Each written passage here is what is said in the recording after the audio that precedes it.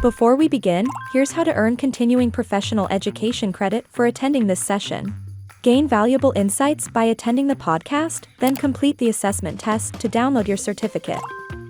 To do this, follow these simple steps. Click on the link in your description to access the session. Create a free account and attend the podcast. After the podcast, take the assessment test and download your certificate. It's easy, and it's free. We highly recommend checking out our subscription.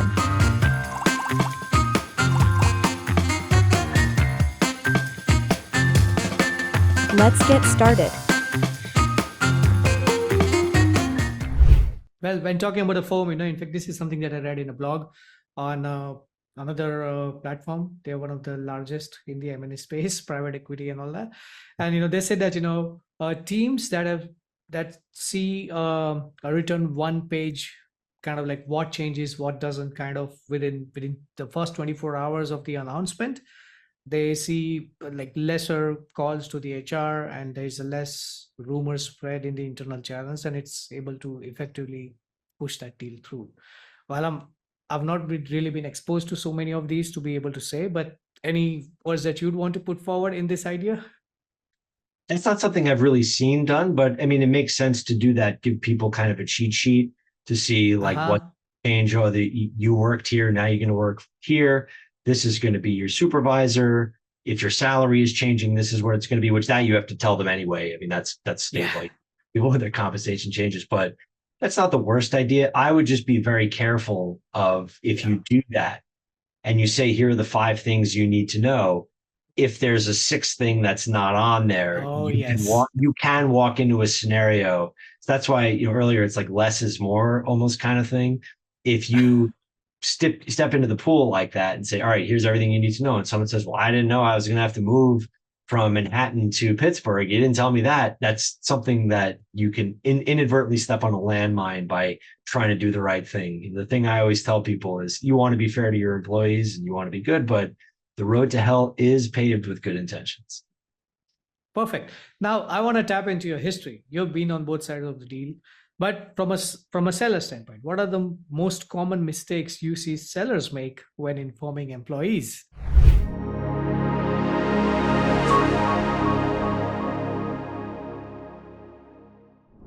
Welcome back to Accounting M&A Insider. I'm Saul. If you're new here, this show is where we pull real, usable playbooks from buyers, sellers, lawyers, and operators across the M&A landscape. Today's topic is one of the biggest deal risk multipliers: how and when to communicate with employees during a sale. My guest is Kyle Lawrence, an attorney who lives at the intersection of employment law and mergers and acquisitions. Kyle, it's great to have you. Saul, thank you so much for the introduction. I'm happy to be here. Absolutely. Now, I first heard Kyle talk on this exact issue and thought, perfect, finally a clear blueprint instead of a vague, it depends. So, let's get practical.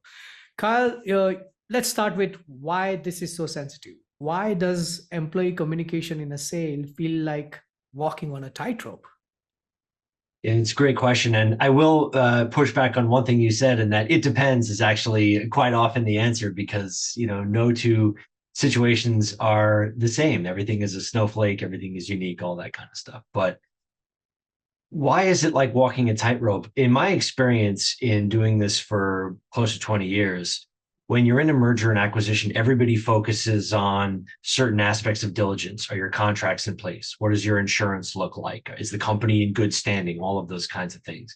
And the employees, a lot of time, are an afterthought. So you spend all the time, you work for months and months, and you hire third-party professionals and talk to your lawyers and do all that fun stuff. And then 3 days before closing, you're like, oh, there's 15 employees. What are we doing with them? And nobody's told them. There's no agreements in place. It's always a last minute thing that people realize that they have to take care of. Yeah, I can imagine. So, there's always this is the question that I get asked a lot. When is it? So what are the risks? Let's talk about them. What are the risks of telling too early or too late?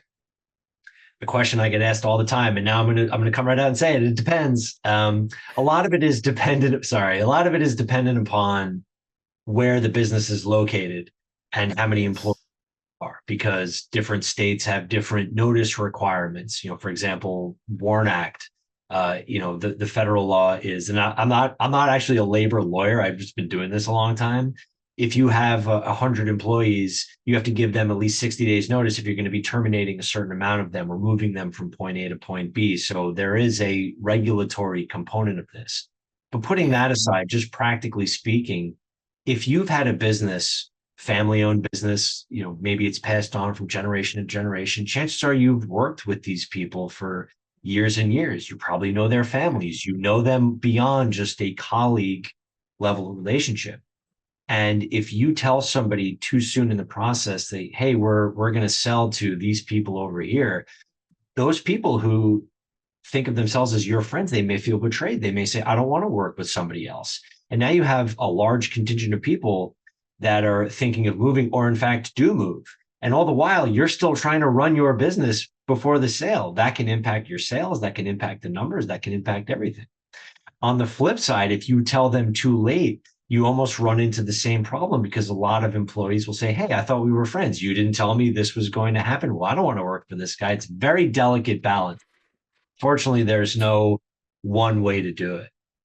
No, I completely agree to you. In fact, I do have a story. I mean, it's just in a nutshell, this rumor started hitting on the Slack channel that, oh, that sale is going to happen. And then, the productivity started to go down and the morale went down, and, you wait too long and people, and then you rightly said, if it's too early, there could also be the fear of premature exits, or maybe the competitor who could be poaching, or maybe the clients who could get spooked and getting too late. I mean, it can definitely, for the employees, it can kind of feel like a breach of trust that, hey, we've been there for a long time. But Sure.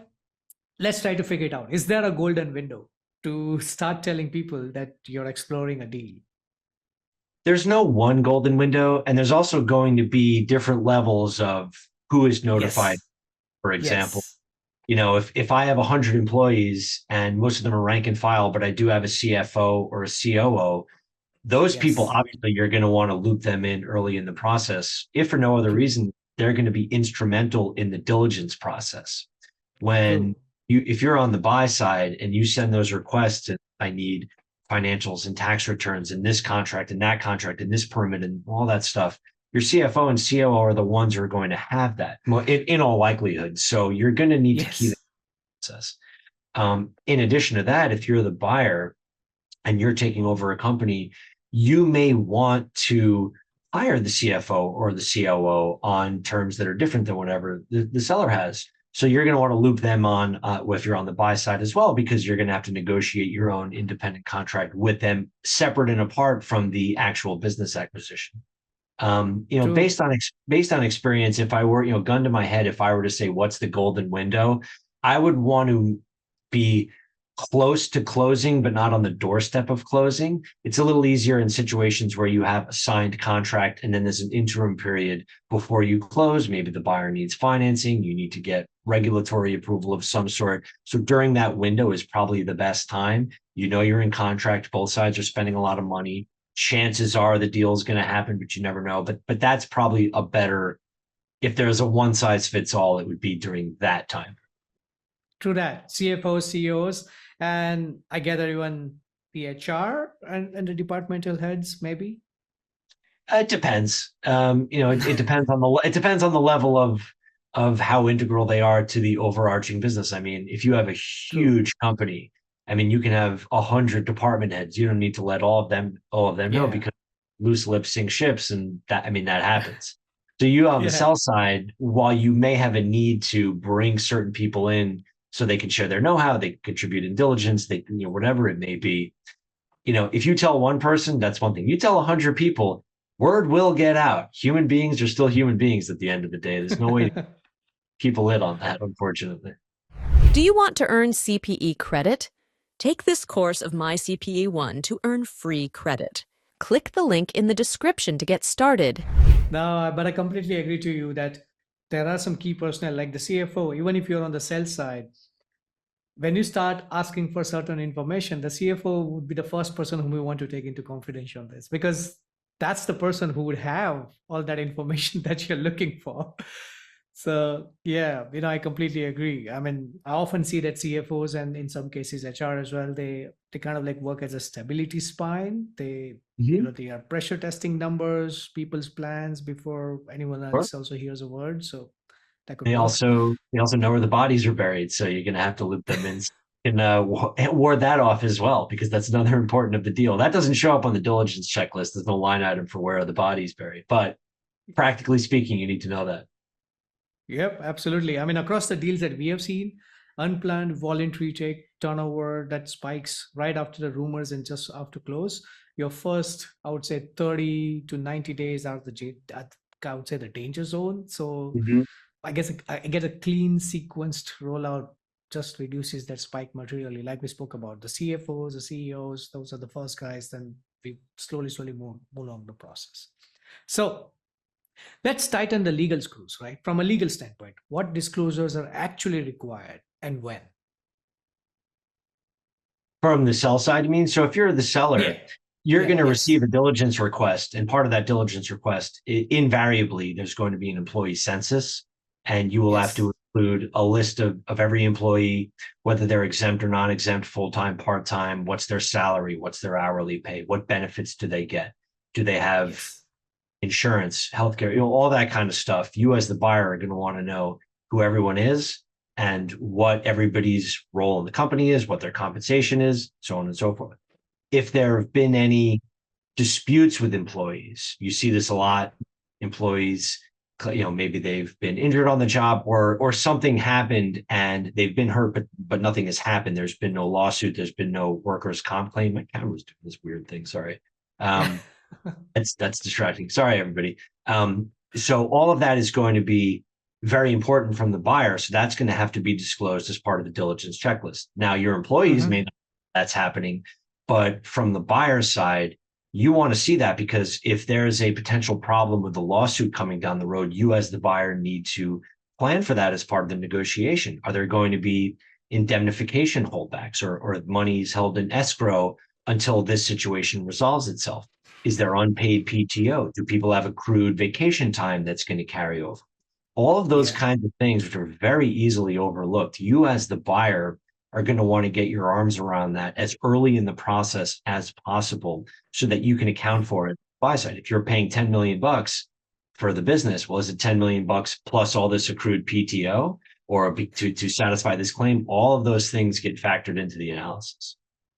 Absolutely. You spoke about warn type notices, warn notices, which is part of one of the laws that you need to intimate them 60 days in advance before anything happens. So, you know, do you think it would be a good strategy to probably also all the inner circle whom you're going to let them know as a seller? Do you think we should also have them sign some NDAs or something to keep them tight-lipped? Um, Well, yes and no, because that's a double-edged sword. I mean, most of your employees will, at least the executives, will have NDAs anyway. Most employees Yeah. are signed, even if they don't have employment agreements, and especially on the tech side, a Yeah. non-disclosure agreement and assignment of intellectual property rights. You see this all the Yeah. time in companies which represent a large contingent of my clients. It's, we're developing a new software system, we're developing a new product. Well, if you Hmm. worked on it, you need to guarantee that the company actually owns whatever it is you worked on. You don't get to keep that yourself. So it's important that all those things are buttoned up. But beyond that, if it's, hey, we're entering into a deal, you need to sign an NDA. I don't know if I would necessarily go down that road, because then you're just tipping them off that something's happening. Um, Yeah. so that can be a tricky thing, unless Mhm. there was something specific that you wanted to protect against. Yeah, absolutely. So, when we talk about mergers and acquisitions, when we talk about, what kind of sale happens, I hear there is a stock sale and there is an asset sale. These are the two types of sales that I hear a lot. So, how does the stock versus asset sale change the employee communication strategy? Well, it certainly changes what's going to happen with the employees. If there's a stock Yeah. sale, let's say I own a company and you're buying it from me and you're buying the stock of the company. So I have ABC Co. well, you buy it from me. Now you're just the owner of ABC Co. So as far as the employees go, nothing's really changed. They still work Yeah. for the same company. Their employment agreements are still with the same entity. So nothing, Yep. as far as they're concerned, is different other than who might be signing their checks. So from that perspective, it doesn't really matter. On an asset sale, I'm selling you everything that my company owns. So it goes from ABC Co. for me to XYZ Co. to you. So now those employees have to go from point A to point B. It's not a question of just them changing their checks. Now they work for an entirely different company. So Yeah. now because there's going to be more legwork involved and more HR. And like you mentioned before, potential WARN Act notices, because you may be firing 100 people. All the employees that I have that you want to take, I will have to terminate, cancel everything on the HR side, notify the payroll company, and then move everything over to your company. So there's a lot of mechanical logistics that have to get taken care of. So it can become much more complicated, especially with a large company, and even more so with a company with employees in a dozen or so states, because naturally we live in the United States and you have the federal laws, you have a federal WARN Act, you have a New York WARN Act, it varies everywhere. So you have to be very, very mindful of that. Wow, wow.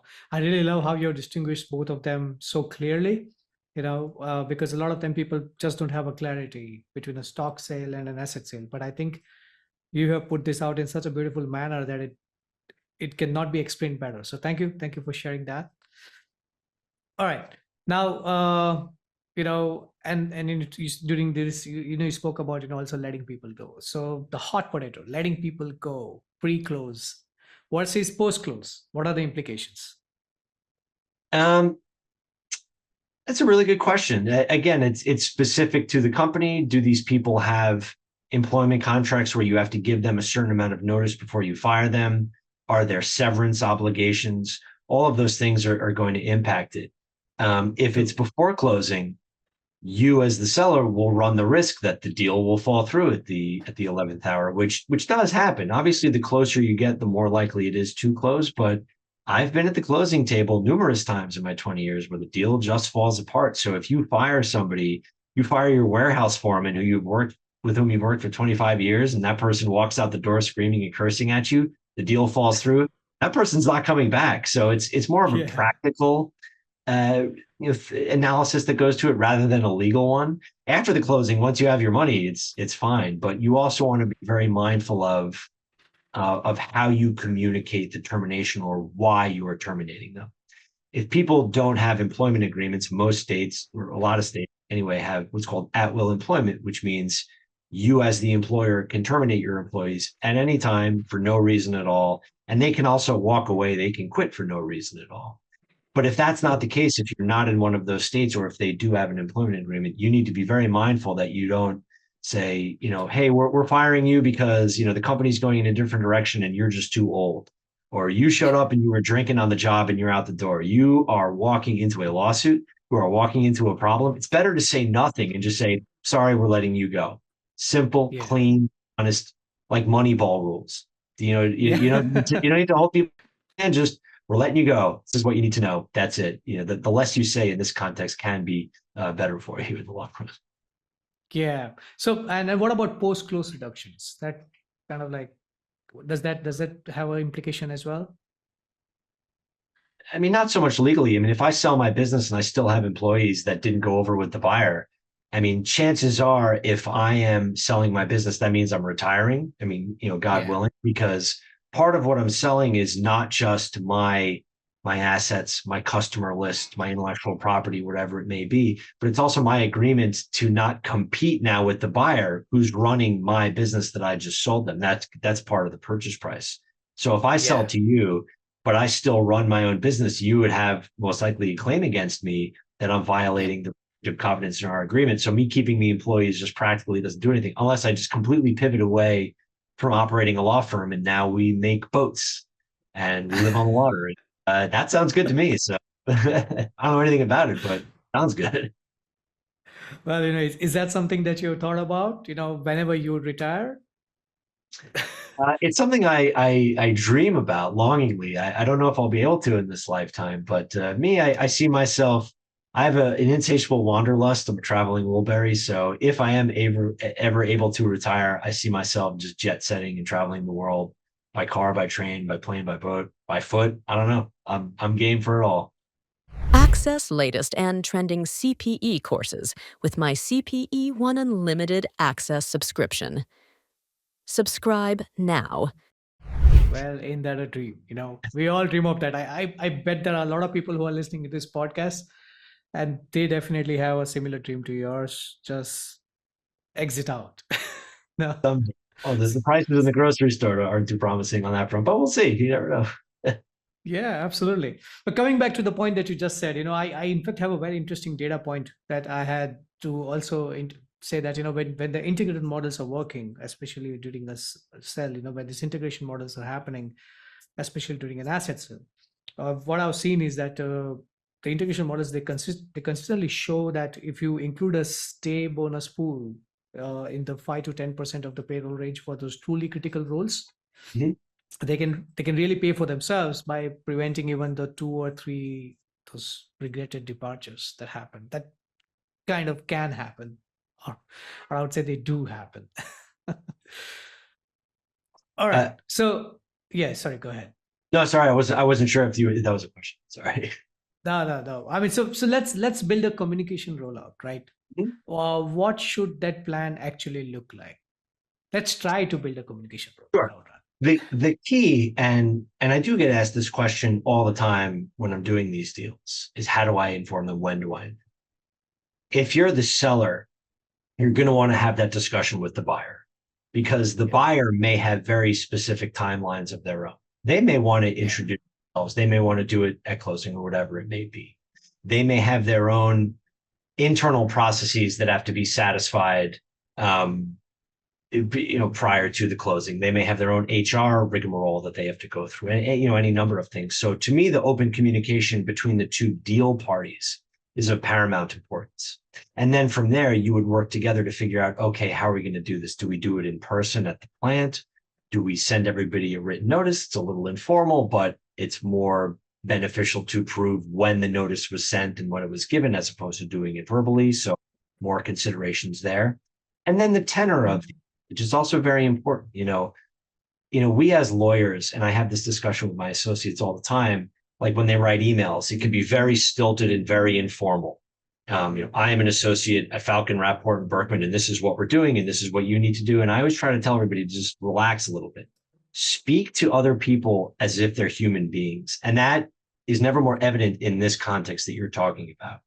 Your employees are not fungible billing units that solely exist as just bottom line numbers on your balance sheet. Firing somebody is not a rounding error. That's a person. That's a person with a family, a person that has 20 years left in the workforce. So beyond just the timing, the words you use, you want to thank people for everything they've done. You want to extend your appreciation, because the reality is you wouldn't be selling your business without the blood and sweat and tears of your employees. You're only as strong as your weakest link. So if you're going to build out that plan, the words you use, the appreciation needs to come through, and just as important, if not more important, than the actual timing of it. I love it. I really love it. Especially how you said that the tone is very important. It's very important, because you can't just like hey everyone, or maybe just go on some retreat. We have an R&R retreat with everybody. Then like, hey, you know what? I have news to share, and boom. You don't That want can to go either way. You get people liquored up and they'll be more apt to it. But then also, if they're at a retreat and they're kind of stuck there, that can get ugly. that can get ugly. So, talking about, I mean, not really talking about an R&R retreat message, but how do we keep people calm, engaged, and retained through the transition? The key for me is it's whatever you exude as a leader. I encounter this a lot of times, actually, as a partner in the firm, because I've been doing this a long time. I have a lot of associates that work under me. And the reality is that this job is very stressful and very difficult, and sometimes more than others. So if I'm just getting besieged by people with last minute fire drills and everything is just completely crazy, I can't have that outward appearance of, oh my God, how am I going to get this done? I need to remain calm and exude that level of just professionalism with my associates. It's the same kind of thing with with the people who are selling their company. They don't want to seem frazzled. They don't want to seem on the fence. Oh, I don't know about this. You need to show that confidence. It needs to come across what you're talking about, because your employees will pick up on that. If you're nervous about the transaction, if you think that maybe it's not the best move, your employees are going to pick up on it, and that's going to probably entice them to start looking elsewhere if they get wind of it and they feel like maybe this isn't going to be right for them. If you don't think it's right, they're certainly not going to think it's right. So that to me is really step one. And when we were talking about this, I just remembered something in one of my prior conversations about this gentleman who said that, the tone, definitely he talked about the tone. He also talked about the same thing. You first want to have your key people in and everything. And one very interesting thing he said was, you want to set across the message which shows the continuity, because that's often the fear that, oh, do we cease to exist now? So if you're able to anchor your message with that continuity as well, that, hey, it's just a change into the person who's going to be signing your checks, but nothing changes, or that's going to happen, that you're going to be now moving into a larger form or whatever, but that continuity aspect, that would mean that now you would be elevated to be able to expose to a lot of things that I could not get you and all that. So because that plays a very major role. So how to say it, when to say it, tone, continuity. And that's tricky these days, honestly, because private equity is omnipresent. They're taking over a lot of different industries, and there's a lot of Yes. negative publicity out there about private equity firms, whether that's justified or not. I mean, I can wax poetic on either side, having represented private equity buyers and sellers to private equity. I've seen it all. But a lot of people just have a negative feeling about, oh, private equity is taking Yeah. over. They're just going to try to button everything up and reduce their overhead, and that means I'm going to be on the chopping block. That's a fear that you need to assuage as a leader and as a business owner. I agree. I completely agree. And so what role should HR, or if you have an internal communications team, what role should HR and the internal communications team play in this entire ordeal?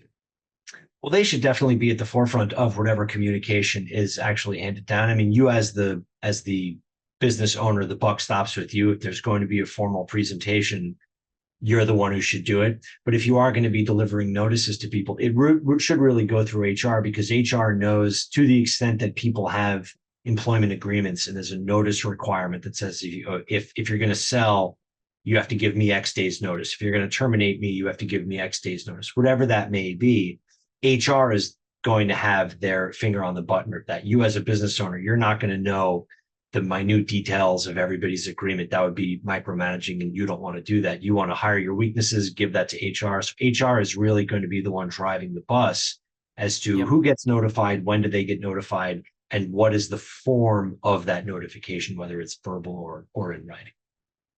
Well, when talking about a firm, in fact, this is something that I read in a blog on another platform. They're one of the largest in the M&A space, private equity and all that. And they said that teams that see a written one page, kind of like what changes, what doesn't, kind of within the first 24 hours of the announcement, they see like lesser calls to the HR, and there's a less rumor spread in the internal channels, and it's able to effectively push that deal through. Well, I've not really been exposed to so many of these to be able to say, but any words that you'd want to put forward in this idea? It's not something I've really seen done, but I mean, it makes sense to do that. Give people kind of a cheat sheet to see like what change, or you worked here, now you're going to work here. This is going to be your supervisor. If your salary is changing, this is where it's going to be, which that you have to tell them anyway. I mean, that's like people with their compensation changes, but that's not the worst idea. I would just be very careful of, if you do that and you say, here are the 5 things you need to know, if there's a 6th thing that's not on there, you can walk into a scenario. So that's why, earlier it's like less is more almost kind of thing. If you step into the pool like that and say, all right, here's everything you need to know, and someone says, well, I didn't know I was going to have to move from Manhattan to Pittsburgh, you didn't tell me that. That's something that you can inadvertently step on a landmine by trying to do the right thing. The thing I always tell people is, you want to be fair to your employees and you want to be good, but the road to hell is paved with good intentions. Perfect. Now, I want to tap into your history. You've been on both sides of the deal. But from a seller standpoint, what are the most common mistakes you see sellers make when informing employees? Oh my goodness. The biggest mistake people make is just not being honest with them. Um, Yeah. like I said, less is more, but you don't want to be dishonest. You don't want to mislead people because that leads Yeah. to a so let's say I'm selling my company and the guy or woman who's buying it from me, they're just unscrupulous, terrible business people.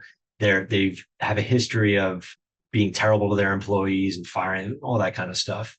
And I say, you're going to work for these guys now, and it's going to be awesome, and it's going to be great. I mean, you wouldn't be doing the deal, so practically speaking, this is difficult. But Yeah. you tell somebody how great it's going to be, or if you tell them that your role is staying the same, but oops, turns out it's actually not, well, that person's probably going to leave.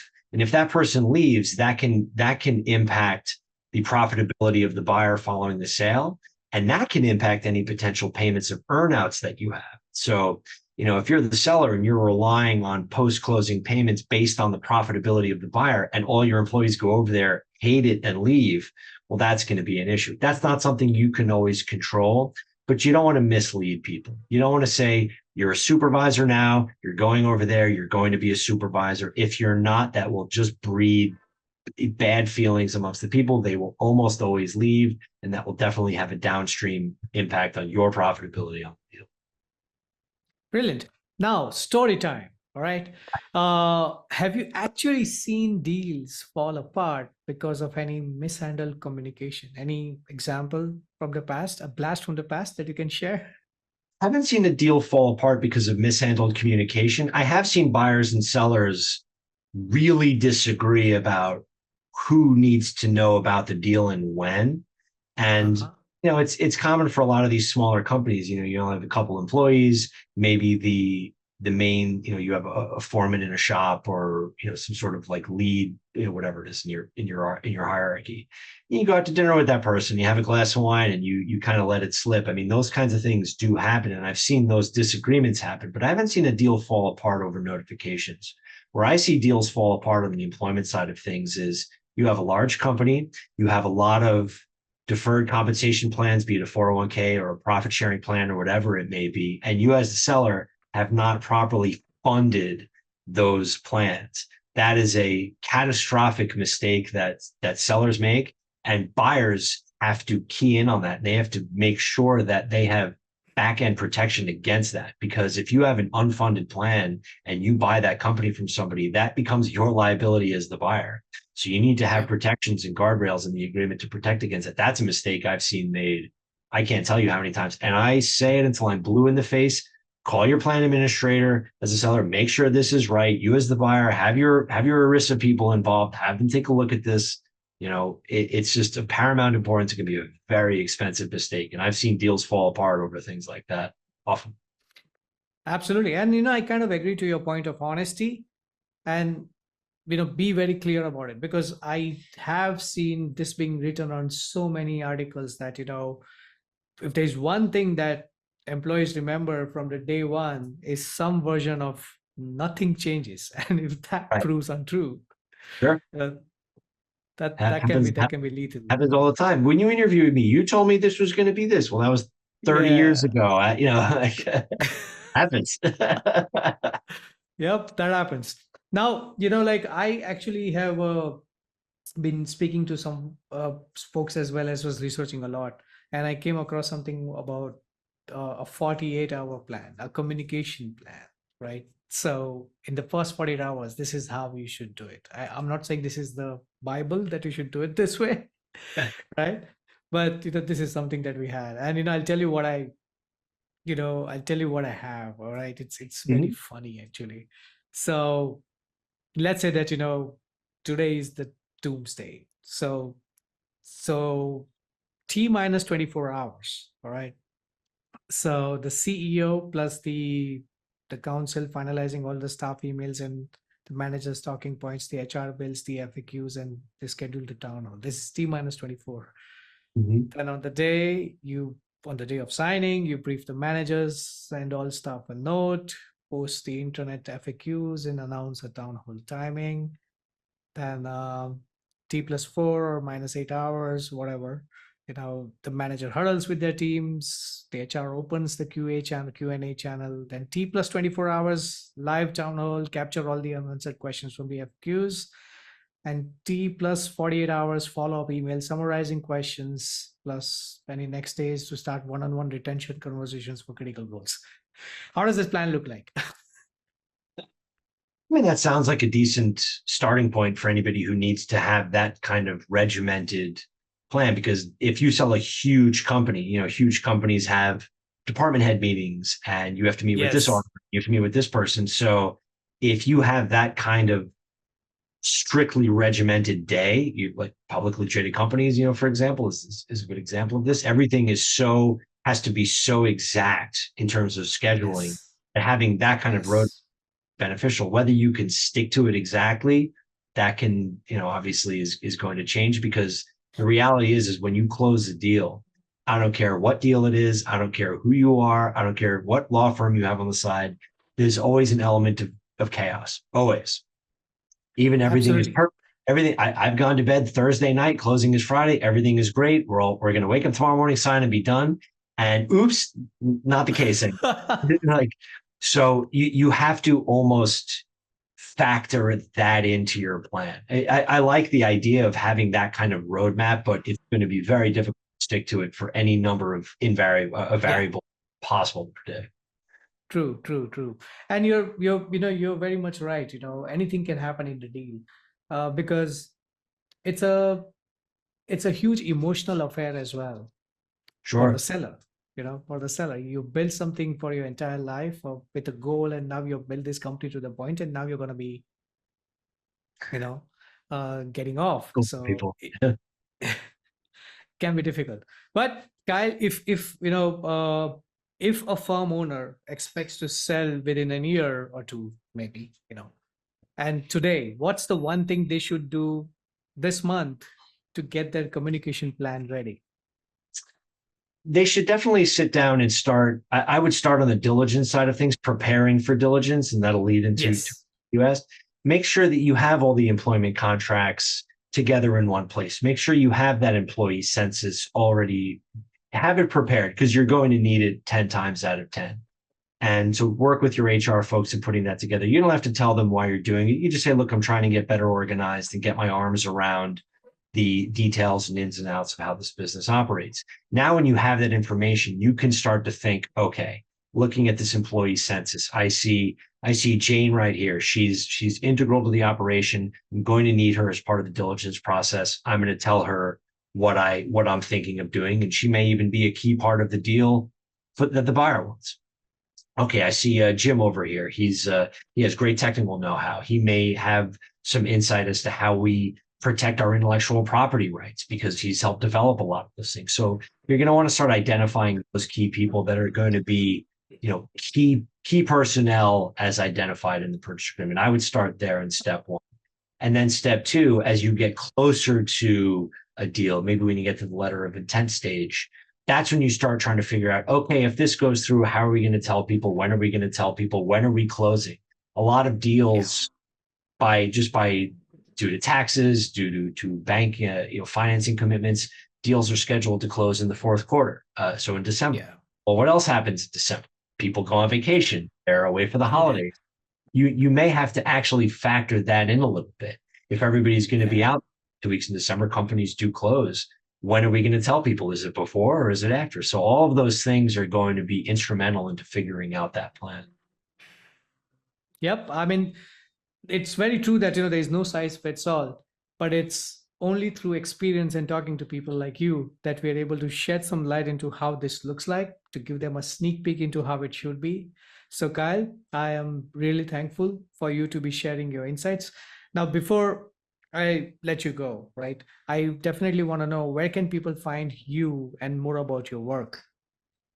Sure. Well, thank you. And thank you again for your time. It's always fun, participating in podcasts.